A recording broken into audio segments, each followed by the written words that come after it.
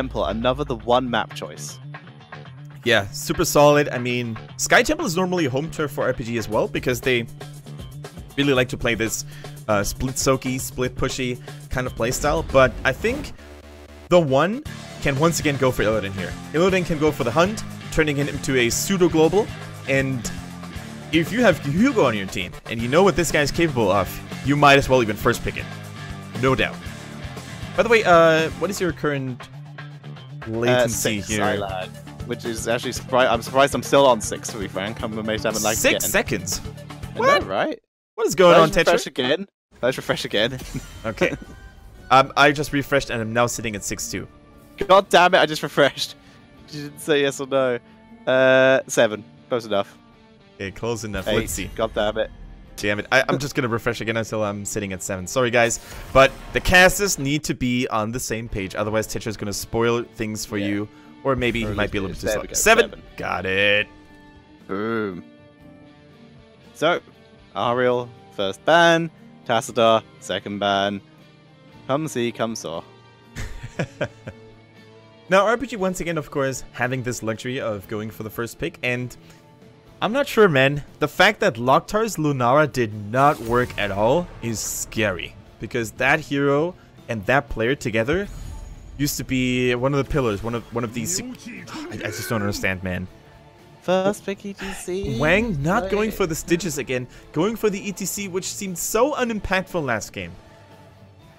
It did. They weren't able to capitalize on it at all. I don't know. I don't like it. I don't like it. There are so many better heroes they could have started off early with. Now, does does the one go for a similar team comp, maybe even an almost identical one, because they just dominate with it? Or would you think they go for something different, like maybe focus on Lunara themselves now rather than the Illidan, or maybe going for both? Excellent question. I think Illidan can be left. There's a chance it'll be banned, there's a chance it'll be countered. There's a chance Chicken could bring out the Arthas again if they went for Illidan so early, so I would rather they went for Lunara or Valor, whichever one they feel more comfortable on, along with whichever support they wish to prioritize. If they want to be more sensible about it, they should go with Lunara and Uther and let Valor go over to RPG. They go with Valor and Uther, so now Lunara can be picked by RPG. I personally believe this is a ever so slight mistake, but a second really solid AoE support could save the one from a very, very green health bar-y fate. Man, Tetra, you know what? Another flawless victory, or not really flawless victory, but flawless record was broken here in this phase of HGC China. Lucio got the first victory! Yay! Hooray! He is 8-1 now in terms of games in HGC China. But excellent point. Yeah, it's cool to see. The one could make it work. They were indeed the only ones who could do it up to this point.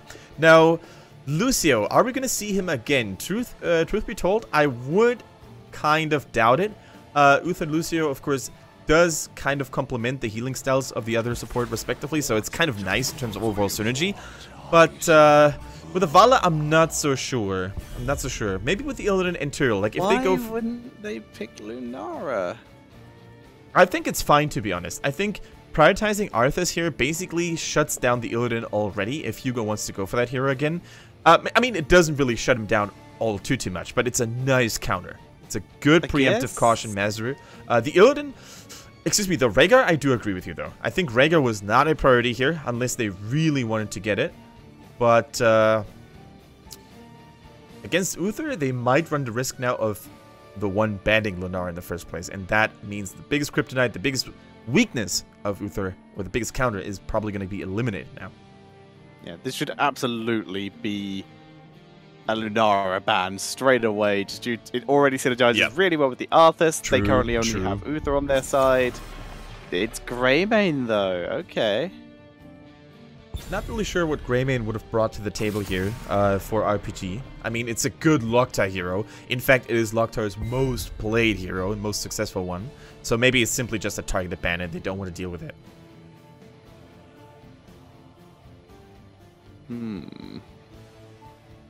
What do we need? They could pick Lunara themselves. Double Assassin. Take a Frost Shots on Valor. Get some synergy in there. Oh, absolutely. There could still be a Putrid Bile Stitches too. There's many heroes that have decent slowing effects to really make use of that unfair advantage. Now, if we take a look at the double warrior comp here by RPG, by the way, I think we might see a stage dive ETC this time around. I think they're not going to go for a Dehaka or any other global hero here, so ETC can be played as a Dehaka substitute. Also, the fact that Arthas is really good at main tanking himself allows ETC to go for this slightly more offensive and aggressive route. So, Wang also traditionally has been performing much better on ETC whenever he went for the stage dive, because as we saw last game, that mosh pit was non-existent. Well, actually, they both Chicken and Wang have played either of these heroes. They've played the exact same two tanks, and both players have played on either one. So that is very true. We could even see a Chicken stage diving ETC, so there is potential for that. We see the Tyrael and the Leoric coming in for the one, giving them that sanctification potential, even more protection for Valor, and of course Leoric percentage damage versus a double tank composition is always quite nice. Alright, 2 more picks to go here. Already that Leoric is going to get tons of value against Arthas, who's not really that mobile. It's very hard for Arthas to dodge the Drain Hope or run away from it as a result. And the March of the Black King, of course, the more melees the enemy team has, the more value you're likely going to get. So, melee assassins already kind of out of the question here. Maybe Genji could be an option. I still can't believe that Genji wasn't picked up in either of those games thus far. That was a little strange. Let's see if he makes it in this time, though. It could be a solid Infinity hero. Nope, it is going to be that Lunara. We did predict her right from the start, basically. She somehow managed to slip down this far.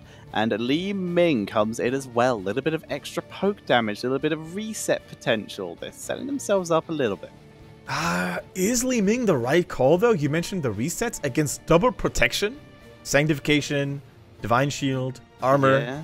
I'm not sure, Tetra. I think Li Ming is not going to get a whole lot done.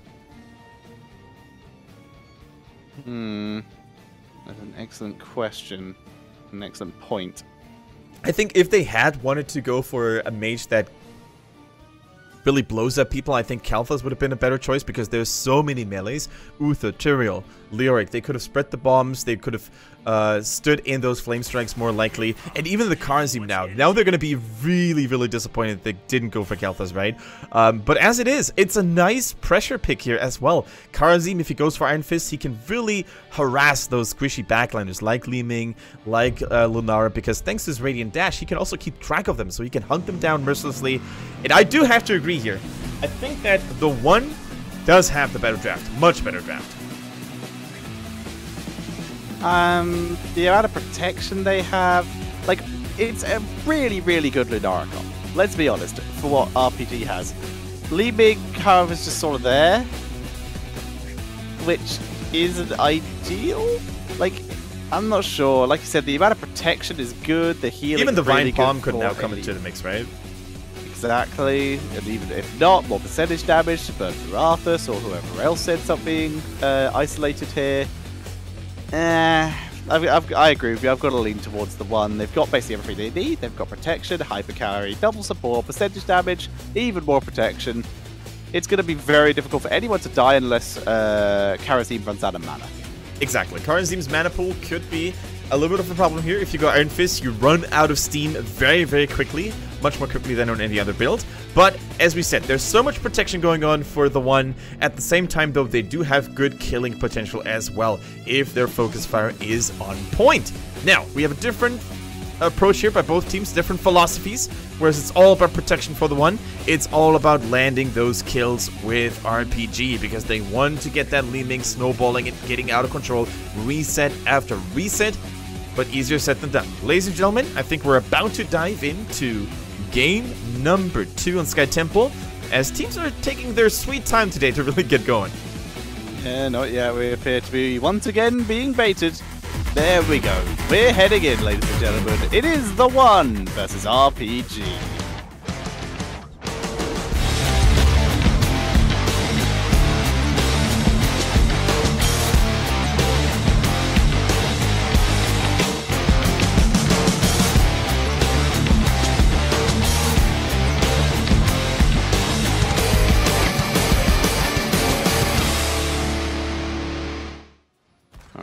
ladies and gentlemen, welcome to the Sky Temple.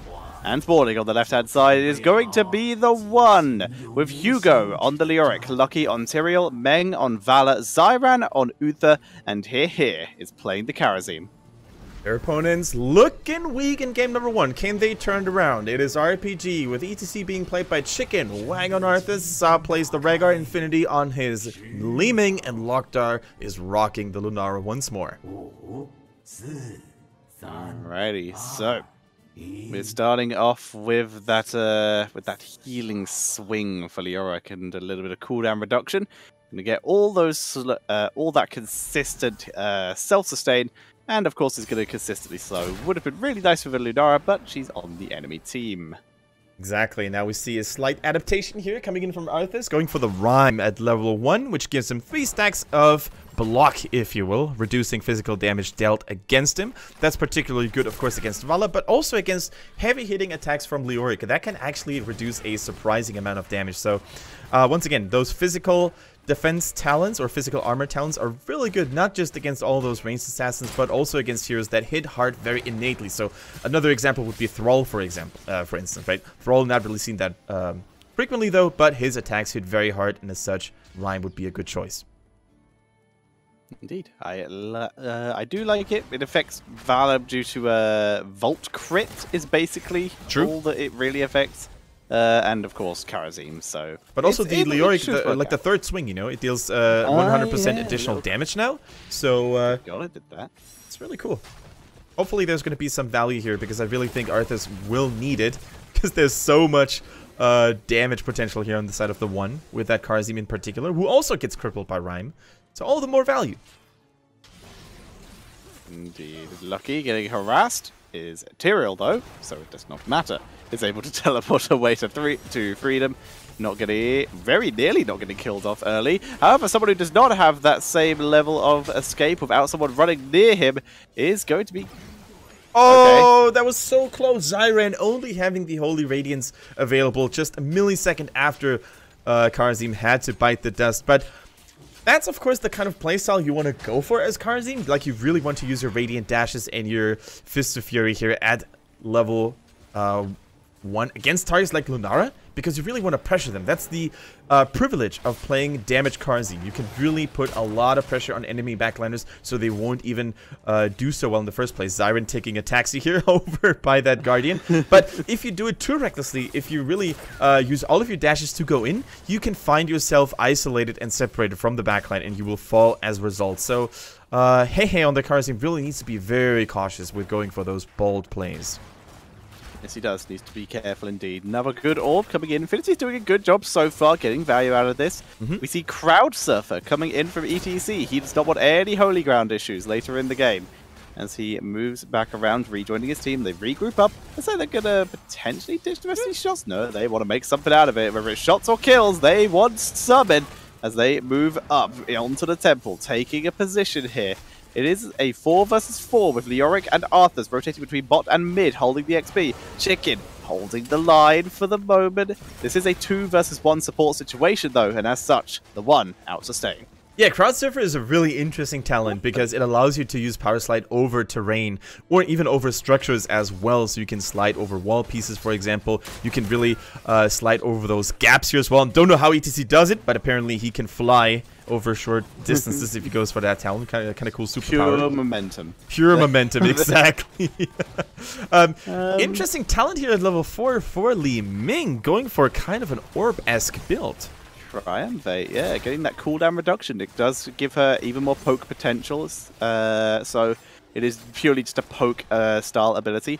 An even more interesting talent, I would argue, is Air Ally. Air Ally. That is really cool to see indeed. It's a talent that I think I haven't seen in competitive Heroes of a Storm in quite some time. It's basically normally a tool designed against stealth heroes like Zeratul or Nova. Not sure if it's a misclick or if they just want to have additional vision against heroes like Li Ming, like ETC that can flank you. I think it is actually lower than some of the others, if I remember and you have correctly, 2 charges as well. Yeah, so it might just be an escape ability. True. Very true. You can, of course, drop 2 of those, which Karazim can then dash to, and thanks to his level 7 talent, he has 3 dashes available. So maybe it's just a means of Karazim using a little bit more gap closing to reach the backline. Yeah, remains to be seen how it's going to be used. Very interesting, though. I think Infinity actually forgot that Calamity no longer affects minions, so therefore actually Calamity did not get any value from it. We see them hovering around as we see RPG moving down to the bottom lane. Want to put some pressure on. The objective hasn't spawned yet, and the fact that they're down here just means that they're ditching top lane. Once again, exactly. This is very similar to yesterday, actually, as we do see top 4 go down. The difference is the one are way further ahead than the last time we saw this happen. Exactly, so. Killed. Now, let's see. Let's take a look at some of the building damage that was done already in the bottom lane here.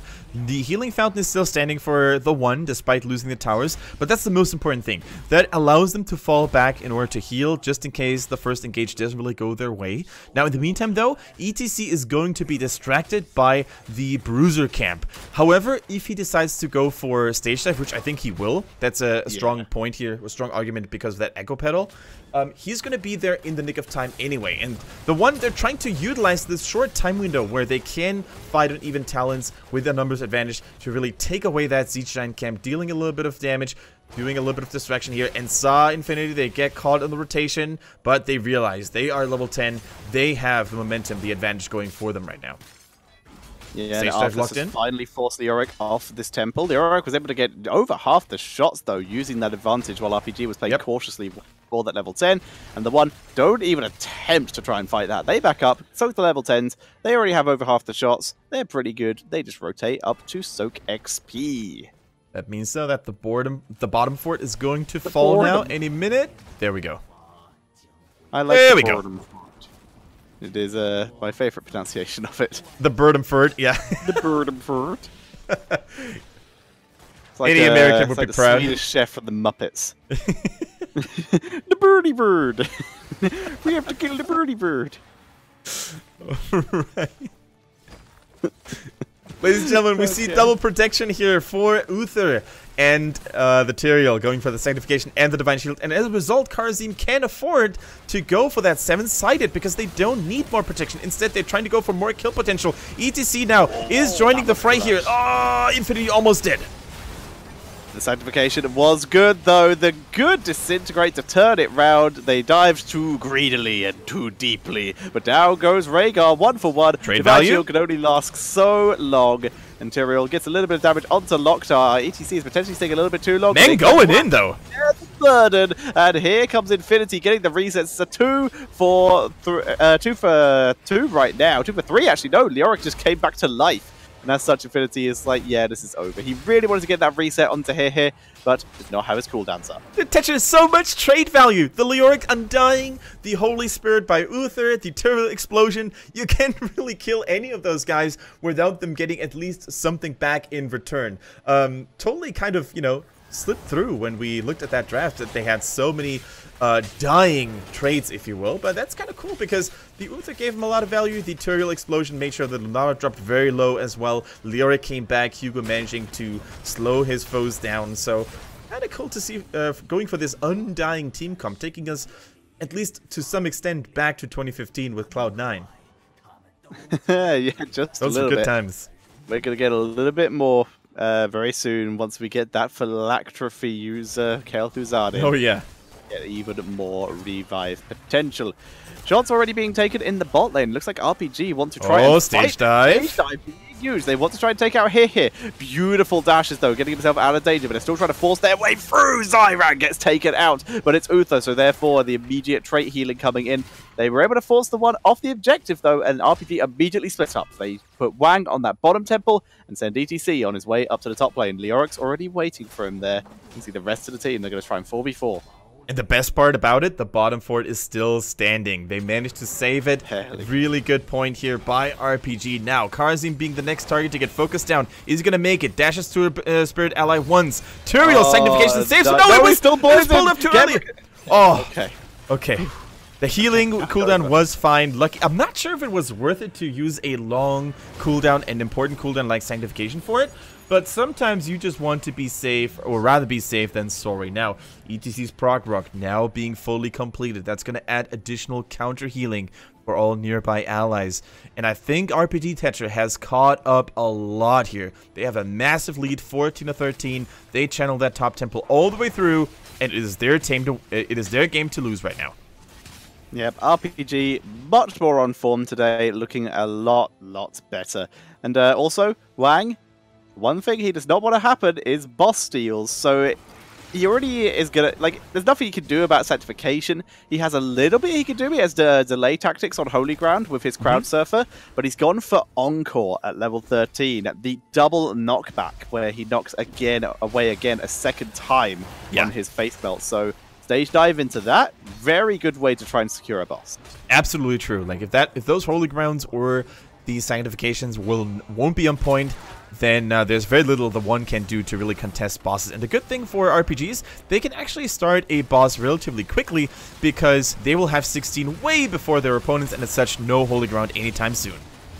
Divine Shield Strafe is beautiful for taking down Li Ming. Ancestral is having to be used onto Wang, but Loktar is completely unattended in this backline, doing huge damage. Finally, we're seeing Hair putting the pressure on Sevenside and just misses the kill. There's still the air ally he could try to dash to, though, if he wanted to try and turn it around. So far, it's a 1-for-1 with Li Ming in exchange for Valor. Loktar still dropping damage. He's so close. One poke will kill him, but finally, Tsar drops a heal, and it's the retreating poison. But you can see here, Hugo is basically full health. That Encore gaining some value, though. An RPG, 1-for-1, are forced to retreat, though. That was a pretty brutal engage by the one. As you said, the Divine Shield Strafe by Vala was shredding things apart in the backline of RPG, but they salvaged this situation very nicely. They only lost one member. Unfortunately, they didn't get 16 during the team fight. I think otherwise they could have maybe turned it around. But what a weirdly Ming build that is, too. I mean, Diamond Skin. I don't know if I understand it, but of course the Diamond Skin makes sure that she doesn't fall victim to those cheeky Vala engages anymore. It also protects her a little bit more against these 7-sided by Karazim, but yeah. I don't know. It's definitely, it's like she realized, she took Triumvirate for more poke and then realized, oh god, I have like no sustain. So this is just I think a late game reaction. I doubt this was planned. There's 100% a late game reaction to, oh, I am taking like all the damage. I need something, and this is the appropriate response if that is the case. I'm also going to be interested in seeing how well this Ominous Wraith for Leorg is going to work out, because let's face it, if he hits Li Ming and Lunara with his Wraith Walk, then their damage output is going to be crippled severely for 4 seconds. I think it's 50%. So Li Ming with 50% less damage could be tempted and baited into going for an aggressive teleport with that Calamity here, and then only to realize, hey, where did my damage go? Why am I dead now? Because I'm exposed. Oh, I don't get the resets. Bye-bye. Speaking of damage that was lost and was found, RPG SAR's hungry like the wolf. With his Hunger of the Wolf on level 16. That is a statement right there. Going for Hunger of the Wolf, that is crazy. It deals a nice amount of percentage damage, which is good against Tyrael and Leoric. Scouted. Wisp MVP. Stage dives available. Sags up. Holy Ground's up. There's going to be a scuffle and a half to try and save this. Swords on the point. Ailed Ruins. Try and delay. Stage dive. Hold. Stay on it. Stay on it. They're on the point. Infinity's on the point, trying to bring it back, trying to sustain through, but the boss goes over to the one here, who are able to kill off Li Ming again. No Diamond Skin to save her. Chicken being forced to power slide away. Loktar is so out of position. Wang is doing everything he can to sustain. Even Sarah staying alive. Chicken moving back in to help his team. They take out Lucky. Loktar taken out by Karazim in the backline. Tyrael goes down and gets juked by Sar, though. Chicken and Sar will be forced to retreat. It's still a 2-for-3, and the one able to take the boss. Oh, Li Ming really tried to go for those resets, but it did not work out. Infinity was the first one to fall, and as such, so much damage was gone the drain, and the one could just dominate that fight beautifully, and they almost messed it up. Tyrael was stepping off the platform after using a beautiful sank, and of course the Holy Ground. He almost forgot about it, but only in the nick of time did he return back on it. And now, of course, with the Royal Focus here at level 16, he's going to have the damage reduction up even more frequently. The only thing he needs to do is land the Skeletal Swing at least 2 enemies, and the cooldown is going to be reset of Wraithwalk. So, Whew, what a heated phase of the game, and all of a sudden, the RPG's lead is gone, Tetcher. Can I just say what a clever move by ETC? Like the fact you do say RPG's lead is gone. Structure-wise, they're still the same. XP-wise, they're still a little bit ahead. They're okay, but what a clever move by Wang there. To Holy Ground's on the boss. No one could get on the point. What do? You save stage dive until Holy Ground is dropped. Because Holy Ground doesn't just teleport you outside it, it forces you outside it. So you get those precious, like, quarter of a second on the boss to halt the channel, which burns a lot of the Holy Ground duration. Beautiful idea, beautiful move. And then, of course, you can crowd surfer back through it again.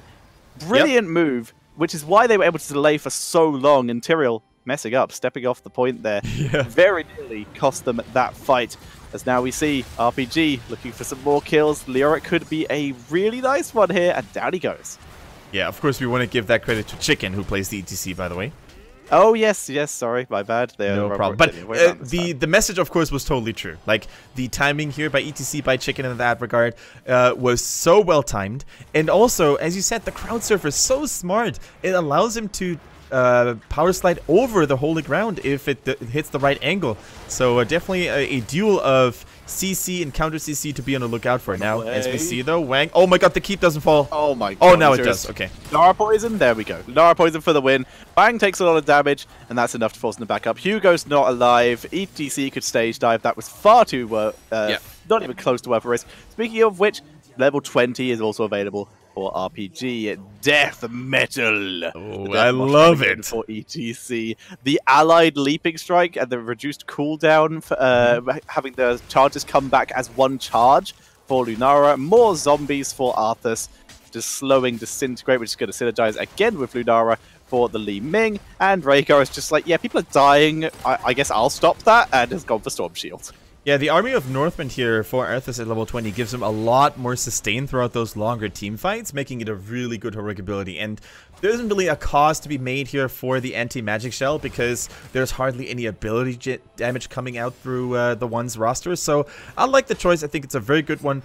ETC in the meantime, Chicken just being very patient once again. Can arrive, of course, in the nick of time. Now they're going in against Arthas, but they're only faking the aggression. They're trying to bait maybe a couple of panic buttons here by RPG.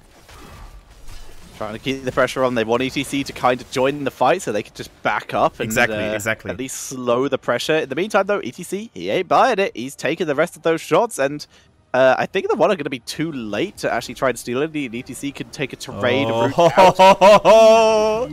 Easy peasy. That's, of course, next level value here from Crowdsurfer at level 4 Chicken. Otherwise, he would have been caught in that horseshoe 100%. And even if he had tried to use stage dive in order to escape, Uther could have interrupted him. So, yeah, that was nicely done. Super cool. Swaggy move. With that time, though, level 20 has become available for the one, which is why they try to put that pressure on. Farflight Quiver, the Holy Arena. We see Spectral Leech. Haven't seen that in a while, actually. The Transgression and Redemption. I mean, Spectral Leech does make a lot of sense against ETC and Arthas. There's just so many high HP targets. Oh, Infinity is on a mission. He tries to backdoor the middle keep, although the bottom one is much lower. He will get it. Chicken is just trying to be a big old distraction. No, Siege Giants will get a little bit of value. Infinity is doing his best. Take the bottom one already! They can do that later. They actually need to leave. Okay. Oh, boss being taken. Is it scouted? There's no Wisp. They're going for the core. They're going for the core. They're going for the core. They're trying to do it. Boss is forced to cancel. Chicken coming in to try and prevent some ports. He will prevent Leoric at least, but only Leoric. Valor cancels the port. Vala cancels the port. Meng and Lucky are still here. It's a 3 versus 1 situation. They can take this boss, but they need to do it quickly. 4v2 on the core, 5v2 on the core, Stage Dive comes in, Storm Shield is dropped, they kill off the Karazim and immediately focus the core, boss is taken, everyone's porting back for their life. It's too late! But the core gets deleted and RPG take the game and bring the series to a 1-1. Out mind gamed, ladies and gentlemen. That was cool to see. The trigger was pulled too late here. For the one, they took the boss, but at what cost? They lost the game they lost the core. Super well played by RPG, going for that decisive decision. 2 heroes were not enough to keep them at bay, and of course ETC joining the fray to top things off here. Nice tie, really well played, and well deserved. Very well deserved indeed. Beautiful execution.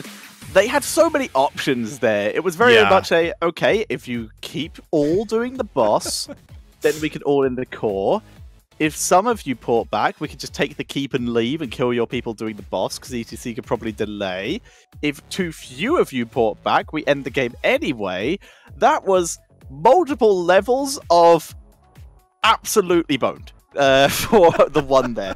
The only correct response there was to abandon the boss far earlier and have everyone except Leoric port back, who could just stop ETC at least a little bit, because ETC might have tried to pressure the boss, and ETC could stage dive in, and of course ETC was stopping Leoric from porting anyway.